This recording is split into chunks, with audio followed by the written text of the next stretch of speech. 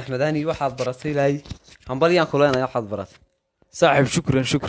shukran maanta oy tahay qalin jabintaydii dadka waxaan u sheegayaa ummadda muslimka inay jaamacaddan ka soo baxay ku wala yaacaan bal waxbarashada jaamacadda nooga waran wallaahi waxbarashada jaamacaddaydu haddaan nii warramo waa moraal jab niyad jab buuq qaylo iyo hadaf la-aan marka waxaan leeyahay asxaabta bal ila soo arka dee jaamacaddayadana markaa jaamacadda waxba kama jiraan marka in lagu lugaa ma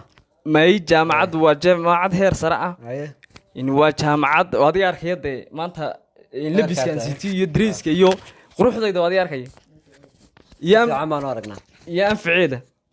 marka waxaan odhan lahaa dee bal ha